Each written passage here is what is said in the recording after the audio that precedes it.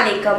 ഇന്ന് നമുക്ക് 7ാം ക്ലാസ്സിലെ ദുറൂസ് ബുക്കിലെ 1ാം പാഠം റിവൈസ് ചെയ്യാം. അപ്പോൾ നമുക്ക് സ്റ്റാർട്ട് ചെയ്യാം. ബിസ്മില്ലാഹിർ റഹ്മാനിർ റഹീം. ഞാനിങ്ങനെ പാഠം ഇങ്ങനെ വായിച്ചു പോകും. അപ്പോൾ ഞാൻ ഇമ്പോർട്ടൻ്റ് ആയിട്ടുള്ള പോയിന്റ്സ് നിങ്ങളോട് പറയും. അത് നിങ്ങൾ എന്ത് ചെയ്യണം? മാർക്ക് ചെയ്യണം. ഓക്കെ. പാഠം 1. അല്ലാഹു തആല സർവ്വലോക സൃഷ്ടാവും രക്ഷിതാവുമാണ് അല്ലാഹു. അപ്പൊ ആരാണ് അല്ലാഹു? സർവ്വലോക സൃഷ്ടാവും രക്ഷിതാവുമാണ് അല്ലാഹു. അത് നിങ്ങൾ മാർക്ക് ചെയ്യുക. അവനെ മാത്രമാണ് നാം ആരാധിക്കുന്നത്. ഈ ലോകത്തേക്ക് നാം വരുമ്പോൾ ആദ്യമായി കേൾക്കേണ്ടത് അവന്റെ പേരാണ്. ഈ ലോകത്തോട് വിട പറയുമ്പോൾ അവസാനമായി നാം പറയേണ്ടത് ലാ ഇലാഹ ഇല്ലല്ലാഹ് എന്നാണ്.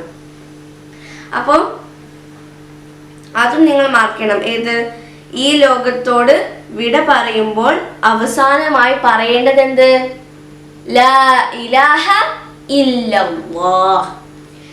നമ്മുടെ ഓരോ ചലനവും അവന്റെ ഇഷ്ടവും പ്രീതിയും നേടാനുള്ളതാവണം.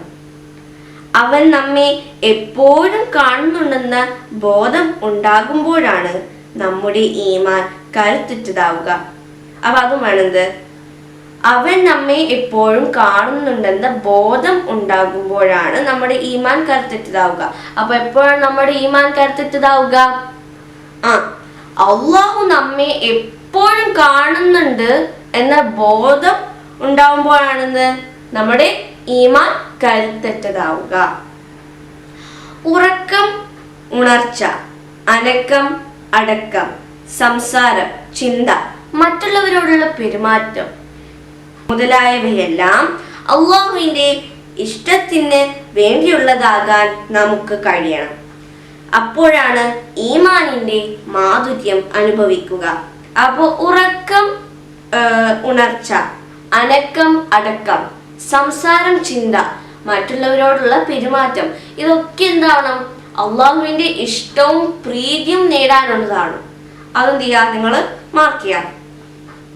പിന്നെയോ, ഇതൊക്കെ നമ്മള് അള്ളാഹുവിന്റെ ഇഷ്ടവും പ്രീതിയും നേടാൻ വേണ്ടി നമ്മൾ ഇതൊക്കെ ചെയ്താൽ എന്ത് സംഭവിക്കും? നമ്മൾ ഈമാനിന്റെ മാധുര്യം അനുഭവിക്കും, അല്ലേ? പിന്നെയോ, നബി സല്ലല്ലാഹു അലൈഹി വസല്ലമ പറയുന്നു, ثلاث من كن فيه وجد حلاوة الإيمان أن يكون الله ورسوله أحب إليه مما سواهما وأن يحب المرء لا يحبه إلا لله وأن يكره أن يعود في الكفر كما يكره أن يقذف في النار. അതൊരു ഹദീസാണ്. അത് നിങ്ങൾ ചെയ്യണം, പഠിക്കണം. കാരണം ചിലപ്പം പൂരിപ്പിക്കാം എന്നതിൽ വരും. അപ്പൊ അതും അണ്ടർലൈൻ ചെയ്യണം. ഇനി അതിന്റെ അർത്ഥം തന്നെ ഈ പാഠത്തിൽ പറയുന്നുണ്ട്. എന്താണ്? 3 കാര്യങ്ങൾ ഒരാളിൽ ഉണ്ടായാൽ അദ്ദേഹം ഈമാനിന്റെ മാധുര്യം അനുഭവിച്ചു. 1. അള്ളാഹുവിനെയും അവന്റെ റസൂലിനെയും മറ്റെല്ലാത്തിനേക്കാളും സ്നേഹിക്കുക. 2. അള്ളാഹുവിന് വേണ്ടി മറ്റൊരാളെ സ്നേഹിക്കുക. 3. അവനെ തീർ എറിയപ്പെടുന്നത് എത്രയെ വെറുക്കുന്നോ അതിനേക്കാൾ കാഫിറായി പോകുന്നതിനെ വെറുക്കുക. അപ്പോൾ ഈ അർത്ഥവും നിങ്ങൾ പഠിക്കണം. പിന്നെയോ, ഉന്നതിയുടെ എല്ലാ ഗുണങ്ങളും ഉള്ളവനും എല്ലാ ന്യൂനതകളിൽ നിന്നും പരിശുദ്ധനുമാണവൻ. അവന്റെ വിശേഷണങ്ങൾ ഒന്നും സൃഷ്ടിയല്ല, ആദ്യമേ ഉള്ളവയാണ്. അവന് എല്ലാരിലും ഒരുവനാണ്. അവന്റെ വിശേഷണങ്ങൾ പോലെയുള്ളവ ഒന്നും സൃഷ്ടികൾക്കില്ല. അത് നിങ്ങൾ എന്താണ് വായിച്ച് മനസ്സിലാക്കണം. അത് അത്ര ഇമ്പോർട്ടൻ്റ് അല്ലെങ്കിലും വായിച്ച് മനസ്സിലാക്കണം. ചിലപ്പം ഇങ്ങനെ വരും. എന്താണ്? അള്ളാഹു എല്ലാരിലും ഒരുവനാണ്, അവന്റെ വിശേഷണങ്ങൾ പോലെയുള്ളവ ഒന്നും ഡാഷ് എന്താണ് സൃഷ്ടികൾക്കില്ല. പിന്നെയോ, അവൻ കാണപ്പെടുന്നതും കേൾക്കപ്പെടുന്നതും കാണുകയും കേൾക്കുകയും ചെയ്യും. അവന്റെ കേൾവിയും കാഴ്ചയും ഒരവയവ മാധ്യമമായിട്ടല്ല, അതിന് ദൂരപരിധിയുമില്ല. അവന് സർവശക്തനും സർവജ്ഞാനിയുമാണ്.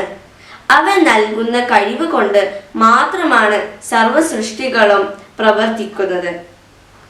ഒരു സൃഷ്ടിക്കും അവൻ കഴിവ് നൽകാതെ ഒന്നും ചെയ്യാനോ വിചാരിക്കാൻ പോലുമോ കഴിയുകയില്ല. തീക്ക് കരിക്കാനും കത്തിക്ക് മുറിവേൽപ്പിക്കാനും വെള്ളത്തിന് ദാഹം മാറ്റാനും മഴയ്ക്ക് വിത്തുകൾ മുളപ്പിക്കാനും സ്വയം കഴിയുന്നതല്ല. സർവലോക സൃഷ്ടാവും നിയന്താവുമായ അള്ളാഹുവിനെ സദാസമയവും നാം വണങ്ങണം. അവൻ തൗഫീക്ക് നൽകട്ടെ. ആമീൻ.